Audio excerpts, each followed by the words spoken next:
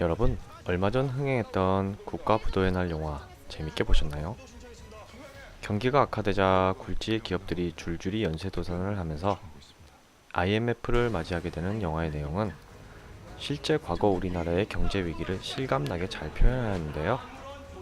영화를 보다가 궁금한 점이 생겼습니다.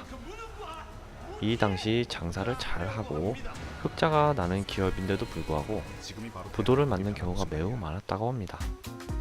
흑자부도, 과연 그게 뭘까요? 안녕하세요. 옥다리, 궁금다리, 궁금해서 찾아보고 알고 나니 알려드리고 싶은 옥다리입니다. 흑자부도가 무엇인지 궁금하시다면 구독 버튼을 누르시고 알림 버튼을 누르셔서 옥다리와 함께 해주세요. 앞으로도 좋은 영상으로 보답하겠습니다. 자, 그럼 이제 흑자부도의 비밀을 파헤쳐볼까요? 기업이 장사를 잘해 흑자를 내고 있다면 부도가 발생하지 않을 거라고 생각하기가 쉽습니다. 사실 대부분의 경우에는 부도가 나지 않지요. 기업이 부도를 낸다는 것은 자금을 결제할 돈이 바닥났다는 뜻일 테니까요. 그런데 거래업체를 잘못 만나면 이런 황당한 일이 발생할 수도 있습니다.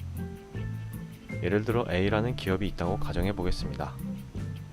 A 기업은 수년간 지속되고 있는 경기 침체에도 불구하고 꼬박꼬박 흑자를 내는 알토란 업체입니다. 하루는 이 업체가 거래업체인 B로부터 8월 19일을 만기로 하는 5천만원짜리 어음을 받았습니다. 그리고 며칠 뒤 C라는 거래업체로부터도 8월 30일을 만기로 하는 1억원짜리 어음을 받았습니다. A기업 사장은 8월 19일 B로부터 5천만원이 들어올 것을 예상하고 협력업체 D에게 8월 25일 만기로 하는 5천만원짜리 어음을 끊어줬습니다. 그런데 황당한 상황이 발생했습니다. B업체가 부도가 나 5천만원이라는 어음이 휴지 조각이 되고 만 것입니다. 사장은 부도를 낸 B도 걱정이었지만 D 업체에 준 어음을 막기 위해 여기저기 돈을 구하러 다녔습니다. 그러나 5천만원을 불과 4, 5일 만에 구한다는 게 쉽지 않았습니다. 사장은 결국 25일 돌아온 어음을 막지 못해 부도가 나고 말았습니다.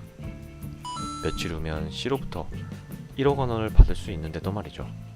이처럼 흑자를 내고 있음에도 불구하고 부도를 맞는 경우가 종종 있습니다. 이를 흑자부도라고 하는데 일부에서는 거래처 부도로 덩달아 부도를 맞게 되었다 해서 연쇄부도라고도 합니다. 우리나라 기업들은 지난 IMF 외환위기 때 흑자부도의 그늘에 가려졌었는데 경제가 회복된 최근에도 이 같은 흑자부도는 좀처럼 사라지지 않고 있습니다. 어음이 편리한 결제수단인 점은 분명하지만 흑자기업의 부도 등 문제점을 많이 안고 있는 게 사실입니다. 이에 따라 지난 1997년 9월부터는 어음 거래에 따른 피해를 줄이기 위해 어음 보험 제도가 실시되고 있습니다. 결제대금으로 받은 어음에 대한 보험을 들어놓으면 어음을 발행한 업체가 설령 부도가 나더라도 일정에게 보험금을 지급받을 수 있도록 한 것입니다. 흑자부도 이해하기 쉬우셨나요? 영상이 유익했다면 좋아요와 구독, 알림 버튼을 눌러주세요. 다음에도 더 유익하고 재밌는 궁금한 이야기로 보답하겠습니다. 감사합니다.